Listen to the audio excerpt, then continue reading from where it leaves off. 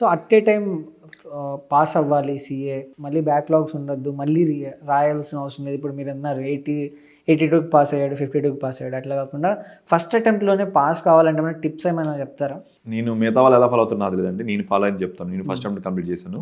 So నేనేం చేశాను అంటే రోజుకు నాకు 8 సబ్జెక్ట్స్ ఉంటే రోజుకి 5 సబ్జెక్ట్స్ చదువుకునేవాడిని. రోజుకి మినిమం 7 గంటలు పడుకునేవాడిని. కొంతమంది నైట్ టైం మెలుకుని వచ్చి చదువుతారు. No, I should not be done. నువ్వు మన ఇండియన్ సైకిల్ ప్రకారం వెళ్ళాలి. పొద్దున్నే ఎండ్లో మీరు వాకింగ్ కానీ ఎండ్లో ఎండబడేటట్టు వాకింగ్ కానీ వర్కౌట్ కానీ చేయండి.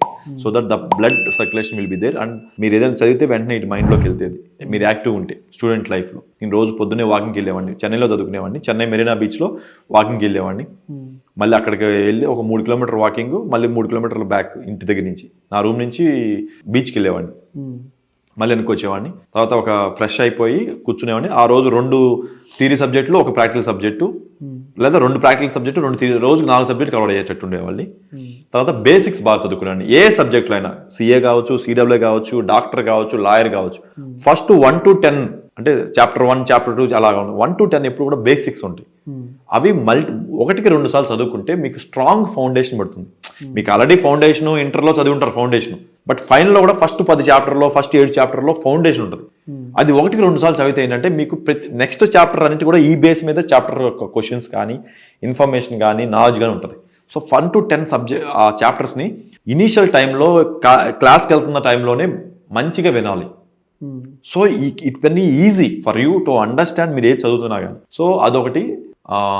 ఈవినింగ్ 10 కల్లా 10:30 కల్లా పడుకోవడం, పొద్దున్నే 5:30కి లేవడం, వాకింగ్కి వెళ్ళేసి రావడం, చదువుకోవడం, ఫ్రెష్గా ఉండడం, రోజుకు 3-4 టార్గెట్ పెట్టుకోవడం, మొబైల్ ఫోన్ డీవియేషన్ పక్కన పెట్టడం. మొబైల్ ఫోన్ వల్లే చాలా మంది నా new generation is getting spoiled. కంటిన్యూస్గా మానిటరింగ్ వస్తుంది. ఇప్పుడు ఈ ఇంటర్వ్యూ చేసినప్పుడు కూడా నాకు ఫస్ట్ 2 కాల్స్ వచ్చినాయి.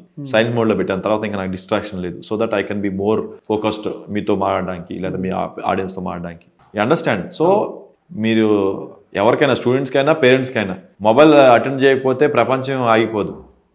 అంతే కదా, రొటేషన్ ఆగిపోద్ది. అమ్మో నా స్నాప్చాట్ లేకపోతే ఇన్స్టాగ్రామ్లో నేను రీల్ చూడకపోతే ప్రపంచం ఆగిపోదు. చేయకపోతేనే నీకు రేపొద్దున మంచి జాబ్ రాదు. చేయకపోవడం మంచిది. ఎందుకంటే మ్యాథమెటిక్స్ ఇంపార్టెంటా? మ్యాథమెటిక్స్ అనేది లాజికల్. ఇందాక చెప్పే కదా, లాజికల్ అనే పర్సన్కి సరిపోద్ది. Mathematics is all about calculation. ఒకప్పుడు లెక్కలు తినరా, బెండకాయ తినరా అని ఎందుకు చెప్తాము? ఫాస్ట్గా మాట్లాడడానికి, అనలిటికల్ థింకింగ్కి కరెక్ట్గా సెట్ అవుతుంది అది. సో నువ్వు సుడోకు ఆడుతూ ఉంటావు, పద వినోదం చేస్తావు. సుడోకు ఏమో ఇంగ్లీష్ నెంబరింగ్, పద వినోదం ఏమో సినానిమ్స్. మనం ఇవన్నీ ఎందుకు, ఒక పజిల్స్ ఎందుకు చేస్తాం అంటే మెదడుకి మనకు కండలు కనబడాలండి, ఒక షేప్లో ఉండాలి. ఏం చేస్తాం? బరువులు ఎత్తాం, వర్కౌట్ చేస్తాం. మరి మెదడు షేప్ అవ్వాలంటే this is the analytical thinking, analytical sharp చేయడం, బ్రెయిన్ షార్ప్ చేయడం అనేది. ఇలాంటి మ్యాథమెటిక్స్ చేసిన, పద వినోదం చేసిన, సుడోకు చేసిన బ్రెయిన్ షార్ప్ అవుతుంది. లోపల ఉన్న బ్రెయిన్ కి వర్కౌట్ ఎలా? మరి there is no mathematics in CA? No is no mathematics. Numbers ఉంటాయి, బట్ ఇట్స్ నాట్ మ్యాథమెటిక్స్. మరి ఇంకెక్కడ అంత టఫెస్ట్ ఎక్కడ అనిపిస్తుంది? Accounts and costing formulas. అంటే ఇప్పుడు మీరు చూస్తున్న ఇండియాలో ఉన్న కంపెనీస్ కానీ, వరల్డ్లో ఉన్న కంపెనీస్ అన్నిటికీ కూడా how do you calculate the profits, how do you calculate the balance sheet, how do you do the profit and loss account, how do you go for listing company. ఇప్పుడు మీరు ఉన్నారు, మీరు ఒక కంపెనీ పెట్టి దాన్ని listing తీసుకెళ్ళాలి. అంత easy కాదుగా. మీరు వెంటనే లిస్టింగ్ అవ్వడానికి ఏదైనా ఫేస్బుక్ అకౌంట్ ఓపెన్ చేయడానికి స్టాక్ మార్కెట్లో లిస్ట్ చేయాలి. లిస్ట్ చేయాలంటే మీ కంపెనీ ఉండాలి, ఇంతమంది డైరెక్టర్స్ ఉండాలి, ఇంతమంది క్యాలిక్యులేటర్ ఉండాలి, బ్యాక్గ్రౌండ్ క్వాలిటీ ఉండాలి, ఫైనాన్షియల్స్ క్లియర్గా ఉండాలి, న్యూస్ పేపర్లో అడ్వర్టైజ్మెంట్ చేయాలి. ఒకదానికొకటి process. Where you are focused only on business. మిగతా అన్ని కావాలి కదా. అవన్నీ ప్రాపర్ కంప్లైంట్స్ చేయడానికి, అన్ని ప్రాపర్గా డిజైన్ చేయడానికి you need an expert like us. అది అందువల్ల అవన్నీ ఈజీగా చేయాలంటే, డిఫికల్ట్గా చేయకుండా ఈజీగా చేయాలంటే you need a professional. Okay, so finance background ఉండే వాళ్ళకి కూడా ఇట్స్ ఓకే అంటే ఎనీ కామర్స్ కాదు, ఫినాన్స్ అని కాదు, commerce. We call it commerce. MCom, BBA, MCom, BCom, MBA, BBA, CA inter, CW inter, CS inter, CMA inter, CF, CS, CW final. అంటే BBA students కి even వాళ్ళకి తెలియదు CA చేయొచ్చు. BBA also complete after complete బీబీఏతో పాటు intermediate అయ్యాక మీరు BBA చేయొచ్చు, సిఏ కూడా చేయొచ్చు. ఓకే, బీబీఏ కాలేజ్ వెళ్ళొచ్చు మీరు. సిఏ నా కాలేజ్కి లెక్కర్లేదు కదా, ఇందాక చెప్పాక మీకు ట్యూషన్ కదా, ఎట్ టైం చేయొచ్చు, no problem. Okay, once CA complete అయింది అనుకోండి, బ్యాక్లాగ్స్ ఉన్నాయి, ఉంటాయి. How can we get job? ఇప్పుడు మీరు అన్నారు ఏముంది, అదే ఇంటర్ బేస్ మీద, అదే చెప్పా, సిఏ ఫైనల్ అయితేనేమో సిఏ బేస్ మీద వెళ్తారు, సిఏ ఇంటర్ అయితే సిఏ వెళ్తారు. కానీ కమింగ్ డేస్లో ఇప్పుడు కామర్స్ ఎడ్యుకేషన్లో మీ skills, not only commerce, any క్వాలిఫికేషన్లో ఎనీ జాబ్స్లో కూడా they are going with the skill based. ఈ అబ్బాయికి వచ్చారు అదా, నువ్వు రెజ్యూమ్లో పెడతావు, వాట్ డిడ్ యూ డూ, నువ్వు ప్రస్తుతం, అందుకే నువ్వు ప్రాక్టికల్ ఎక్స్పోజర్ అవ్వమంటున్నాను అందరినీ. గో టు ఈ ఎడ్యుకేషన్ టైంలోనే మీరు వెళ్ళి జాబ్ చేయండి. చదువుకుని కాలేజ్కి వెళ్ళాలని ఉండదు కదా, కాలేజ్కి 2 గంటలు 3 గంటలు వెళ్ళండి, మధ్యాహ్నం చేసిన కంపెనీకి వెళ్ళండి, ఆ కూర్చొని నాకు రూపాయి కూడా ఇవ్వక్కర్లేదు, మీకు డబ్బులు మీ అమ్మ నాన్న దగ్గర డబ్బులు బాగానే ఉన్నాయి, మాకు రూపాయి కూడా ఇవ్వక్కర్లేదు, నాకు పని చెప్పండి నేను చేసి పెడతాను చెప్పండి. మీరు వెళ్ళి ఆఫర్ చేయండి కంపెనీలకి, మీ నాన్న అడగండి, మీ అమ్మని అడగండి, మీ రిలేటివ్స్ని అడగండి, నేను ఫ్యూచర్లో ఇలా అవుదాం అనుకున్నాను, నాకు ఏమైనా మంచి జాబ్ ఉంటే చెప్పండి అని వెళ్ళి వర్క్ చేస్తూ ఉంటే మీరు రెజ్యూమ్లో పెట్టడానికి ఉంటుంది.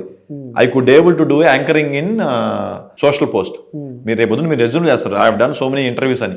రేపొద్దున మిమ్మల్ని న్యూస్ ఛానల్కి వెళ్ళగానే ఏముంటుంది, మీరు సపోజ్ మీరు ఎంబీఏ చదువుతున్నారండి, మధ్య మధ్యలో టైం పాస్ మాలాంటి వాళ్ళు ఇంటర్వ్యూ చేయడానికి వచ్చారు, ఇప్పుడు మీరు రెజ్యూమ్లో పెట్టుకోగలరుగా, I have done interview of so and so during my education in TV channel అని చెప్పి మీరు రెజ్యూమ్లో పెట్టుకుంటే నువ్వు ఆల్రెడీ ప్రాక్టికల్ ఎక్స్పోజ్డ్. రేపొద్దున మీరు ఏబిఎన్ ఛానల్లో, లేకపోతే ఇంకొక ఛానల్లో, లేకపోతే TV5 NTV, లేకపోతే సాక్షి, ఏ ఛానల్కి వెళ్ళేది యూ కెన్ సే దట్ కదా, నేను యాంకరింగ్ చేయగలను, ఐ కెన్ క్యూరేట్ చేయగలను అని చెప్పగలరు కదా. వాళ్ళు ఏం చేస్తారు, ఇప్పుడు ఇద్దరు వచ్చారు, ఎంబీఏ చదువుకున్నాడు వచ్చాడు వితౌట్ ఎనీ ఇది లేకుండా, కానీ అది ఈజ్ ఫస్ట్ క్లాస్ స్టూడెంట్, మీరు ఎంబీఏ చదివారు బట్ మీరు యావరేజ్ స్కోర్ వచ్చింది, but you have this practical exposure, మీరైతే ఎవరిని తీసుకుంటారు? You have your answer. Okay, so ఇదంతా పక్కన పెడితే ఎడ్యుకేషన్ సిస్టంలో నెక్స్ట్ 5 yearsకి మీరు అన్నట్టు ది బిగ్ బూమ్ చెప్తారు, ఏది ఉండబోతుంది? Cyber security, digital marketing, automation tools, వీటికి బాగా డిమాండ్ ఉంటుంది. అండ్ సైబర్ సెక్యూరిటీ గురించి చాలామంది లైక్ ఇప్పుడు అంటే ఇండియాలో అంత అవేర్నెస్ లేదు, అంటే ఈ మధ్య వచ్చింది. అంతకుముందు అసలు సైబర్ సెక్యూరిటీ అనే కోర్స్ ఒకటి ఉంటుంది, ఇది మనం చేయొచ్చు, ఇందులో కూడా మనం వర్క్ చేయొచ్చు అనేది లేదు. సో సైబర్ సెక్యూరిటీ అనేది ఎలా ఉంటుంది and how can the get jobs in there? Cyber security is all about data encryption అండి. So if you see WhatsApp, మీ మొబైల్, మీ డేటా అంతా కూడా ఎవరి అంటే మిస్యూటిలైజ్ అవ్వకుండా ప్రొటెక్ట్ చేయడం. ఓకేనా, ఇప్పుడు ఈ రూమ్లోకి వచ్చాం, ఈ రూమ్ బయట నుంచి ఎంట్రీ చేస్తే ఇది ఒక రూమ్ ఉంది, డోర్ ఉంది, ఈ డోర్ క్లోజ్ చేయడం వల్ల ఎవరు పడితే వాళ్ళు లోపల రారు. So how do you close this door అనేది ఇంపార్టెంట్. ఓకే, సో మీ మొబైల్కి ఎంట్రీ అవ్వాలంటే there should be some door. Through mobile ద్వారా లాగిన్ అవుతారా, లేదా లింక్ ద్వారా మీ మొబైల్ యాక్సెస్ చేస్తారా, అవి అవనీయకుండా డేటా ఎన్క్రిప్షన్. ఇవాళ రేపు మనకు తెలియకుండా ఎన్నో సైబర్ ఫ్రాడ్స్ అవుతున్నాయి, అవునా కదా. అవన్నీ ప్రివెంట్ చేయడానికి ప్రతి మొబైల్కి, ప్రతి సిస్టమ్కి, ప్రతి any kind of technical document ఇవాళ రేపు ఈ మైక్లు కొందరు, రేపొద్దున ఈ మైక్లకి డిస్ప్లే కూడా వస్తుంది మీకు. ఈరోజు ఆ మైక్ డిస్ప్లే లేదు, రేపొద్దున దాంట్లోనే మైక్లకి ఆన్ ఆఫ్ ఆప్షన్ వస్తుంది. ఇంకా బెటర్ ఒకప్పుడు మామూలుగా బటన్ ఉండేవి, ఇప్పుడు నవ్వు ఎవ్రీథింగ్ ఇస్ టచ్ బేస్డ్ కదా. So some software is running in side. So ఆ సాఫ్ట్వేర్ ఇన్ఫ్లుయెన్స్ చేసే కెపాసిటీ కోడింగ్ చేసే వాళ్ళందరికీ వస్తుంది. వాళ్ళు డార్క్ వెబ్లో తీసుకొని బెదిరించడానికి ట్రై చేస్తారు, సిస్టమ్ని హ్యాక్ చేసి మిమ్మల్ని మళ్ళీ వెనక్కి ఇవ్వాలంటే పే మీ మై మనీ అని ఒకప్పుడు చిన్న వాళ్ళకి పెద్దవాళ్ళకి అందరికీ జరుగుతుంది కదా. అలాగే మీ కాంపిటీటర్స్ ఉంటారు, మీ కాంపిటీటర్స్ మీ వెబ్సైట్ మీద చేపించి క్రాష్ చేపించారు అనుకోండి, పేరు పోయిందిగా. అంతేందుకు శ్రీరెడ్డి ఏం చేసింది, మీరు చాట్ చేసిన డేటాని స్క్రీన్ షాట్ తీసేసి ఆన్లైన్లో పెట్టింది, ఇమేజ్ పోయిందిగా, ఇమేజ్ పోయింది కదా. సో దానివల్ల ఎంత ప్రాబ్లం అవుతుంది డేటా. అట్లా కొన్ని ప్రివెంట్ చేయడానికి కొన్ని టెక్నిక్స్ ఉంటాయి. సో ఇలా ఇన్ని కోట్ల వరల్డ్ పాపులేషన్లో చాలామందికి ఆ సెక్యూరిటీ కావాలి.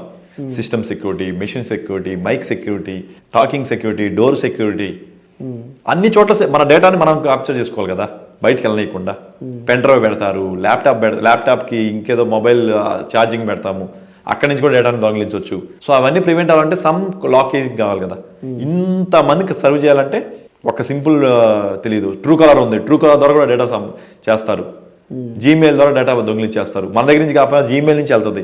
సో అవన్నీ వాళ్ళ కంట్రీ వరకే. ఇప్పుడు మనం జీమెయిల్ ఈజీగా యూజ్ చేస్తున్నాం, ఇప్పుడు జీమెయిల్ అమ్ముకుంటే డేటాని అది ఎన్క్రిప్షన్ అంటారు. సో మన దగ్గర నుంచి even the owner of Gmail కూడా మన దగ్గర నుంచి వాళ్ళ దగ్గరికి వెళ్ళాలంటే ఎన్క్రిప్షన్ అయిపోద్ది. సో వాళ్ళు కూడా రీడ్ చేయలేనంత అవుతుంది. అలాంటి టెక్నాలజీ క్రియేట్ చేస్తూ ఉంటారు ఎప్పటికప్పుడు. కమింగ్ బ్యాక్ టు సిఏ, నేను ఒకసారి విన్నా, శర్వానంద్ మాట్లాడుతూ బాలకృష్ణతో అంటాడు, మీ నాన్నగారి దగ్గర మా తాతగారు చార్టెడ్ అకౌంటెంట్గా వర్క్ చేశారు, మీ ఆస్తులు, మీ ల్యాండ్స్ ఇంకా ఏమేమి ఉన్నాయి అన్నీ నా దగ్గర లిస్ట్ ఉంది అని లైక్ సరదాగా మాట్లాడతారు. అంటే ఇట్లా ఒక పర్సన్కి సంబంధించినటువంటి మొత్తం డీటెయిల్స్ చార్టెడ్ అకౌంట్ దగ్గర ఉంటాయా? మీరే ఉన్నారండి, మీరు వస్తారు నా దగ్గరికి, మీరు return income tax return file చేయాలి. ఇన్కమ్ ట్యాక్స్ రిటర్న్ అంటే ఏంటి, లేదా జిఎస్టీ ఉంటుంది మీ సేల్స్ సంబంధించి. అంటే ఏంటి, నా బ్యాంక్ అకౌంట్లో వచ్చే ప్రతి వస్తుంది, ఎక్స్పెండిచర్ వదిలేయండి. ఫస్ట్ ఇన్కమ్, ప్రతి ఒక్క ఇన్కమ్ని రిపోర్ట్ చేయాలి, గవర్నమెంట్ రిపోర్ట్ చేయాలి. మీకు తెలియదు కాబట్టి మీరు నా దాని సీఏ దగ్గరికి వస్తారు. That means I'm already having all the information of your bank statement, me pan, GST అన్ని నా దగ్గర ఉంటాయి. That means I have everything కదా, మీ అసెట్స్ అన్నీ కూడా నా దగ్గర ఉంటాయి. కాబట్టి everything I have. But I being a professional I cannot tell any of your information to anybody. I should able to protect yours. Somewhere నాకు ఒక డౌట్, ఇప్పుడు జిఎస్టీ ఇన్కమ్ ట్యాక్స్ ఫైల్ చేయాల్సింది ఇప్పుడు నేను సంపాదిస్తున్నా అంటే నేను ఫైల్ చేయాలి. ఇప్పుడు నేను ఒక ఆధార్ కార్డ్ అప్డేట్ చేసుకోవాలి, లేకపోతే బర్త్ సర్టిఫికేటే తీసుకోవాలి. ఫర్ ఎగ్జాంపుల్ మీరు అన్నట్టు ఇన్కమ్ ట్యాక్స్, జిఎస్టీ ఈ రెండే నేను చేసుకోవాలి, గవర్నమెంట్కి కంపల్సరీ కట్టాలి, ఇది మెయిన్ థింగ్. కాకపోతే గవర్నమెంట్ నాకెందుకు డైరెక్ట్గా నేర్పేది, ఇప్పుడు నేను ఎట్లా కట్టాలి, ఎలా కట్టాలి అనేది, why some other person to coming there, మాకెందుకు మధ్యలో? మేము ఆల్రెడీ ఇది ఇంతకుముందు ఇంటర్వ్యూలో చెప్పానండి, ఇప్పుడు చెప్తున్నా. ఫైనాన్షియల్ లిటరసీ అనేది చిన్నప్పటి నుంచే ఉండాలి. నాట్ ఓన్లీ దిస్, మనం ఏమేమి గవర్నమెంట్ ఇందాక చెప్పినట్టు ఎడ్యుకేషన్ సిస్టమ్ మారాల్సింది ఏంటంటే ప్రాక్టికల్గా వెళ్ళడం అనేది.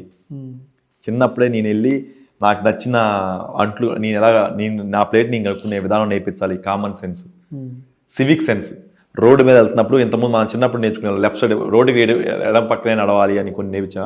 ఇంకా కొన్ని రోడ్డు మీద ఉమ్మి వేయకూడదు, రోడ్డు మీద చెత్త వేయకూడదు, ఇది కూడా నేర్పించవచ్చు కదా. మీరు అడుగుతున్నారు ఫైనాన్షియల్ ఒకటే ఎందుకు నేర్పించాలి, ఇది కూడా నేర్పించమని. నేర్పించడం అంటే ఇవన్నీ చిన్నప్పటి నుంచే ఎడ్యుకేషన్ సిస్టంలో కొత్తగా రావాలి. నేను చెప్తున్నా, రావాలి, తెప్పించండి, తీసుకురండి, మాకేం వరీ లేదు, మా జాబులు పోతేనే మాకు అస్సలు లేదు.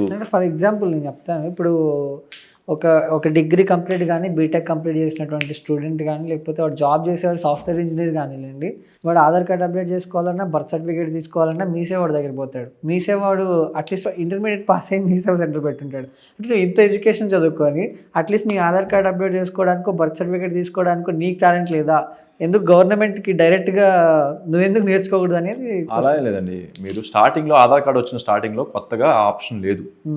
వాళ్ళు కొంతమంది not only Aadhaar card, example చెప్తున్నాను, ఆప్షన్ లేదు, అప్లై చేసింది లేదు. మీరు ఈ రోజు everything is in your palm. Mobile నుంచి అప్లై చేసుకున్న Aadhaar change, PAN application mobile నుంచి ఉంది, ఎవ్రీథింగ్ ఈజ్ ఆన్లైన్ నౌ. తెలుసుకోకపోవడం మీ ప్రయారిటీ. నీకు అవసరం అయితే నువ్వు నేర్చుకుంటావు. Necessity is the mother of invention. నీకు అవసరం లేదు అనుకున్నావు, నువ్వు కంఫర్ట్ కోరుకుంటున్నావు. నేను ఎందుకు హెడ్ఏక్ తీసుకోవాలి, వాళ్ళకి ఇస్తే చేస్తారు కదా 100 రూపాయలు ఇస్తే అనే మైండ్ సెట్లో జనాలు ఉన్నారు. ఇవన్నీ చిన్నప్పటి నుంచే ఇంబైబ్ చేసుకోవాలి. కొన్ని మనం చేసుకుంటున్నాగా, ఇన్స్టాగ్రామ్ లాగిన్ అయితే మనమే చేసుకున్నాం, ఎవరో చేసి ఇవ్వట్లేదుగా. మొబైల్ అయితే మనం కొనుక్కున్న మొబైల్లో ఈ జీమెయిల్ ఐడి మనమే లాగిన్ చేసుకుంటున్నాగా. సేమ్ వే నువ్వు గూగుల్ కొట్టచ్చు, ఏ రిక్వైర్మెంట్ కావాలన్నా జస్ట్ గూగుల్కి వెళ్ళొచ్చు, చాట్ జీపీటీకి వెళ్ళినా అది ప్రాసెస్ చెప్పిద్ది. ఇంకా సిస్టమ్స్ ఏంటంటే కొన్ని బయటకి ఇవ్వకుండా కొన్ని ఉన్నాయి. సపోజ్ ఇన్కమ్ సర్టిఫికేట్ ఉంది, అది కూడా మీ సేవకి వెబ్సైట్కి వెళ్తే మనం కూడా అప్లై చేయొచ్చు. చాలా మందికి ఏంటంటే ఆ ఎడ్యుకేషన్ లిటరసీ అంటే కంప్యూటర్ లిటరసీ ఉండదు.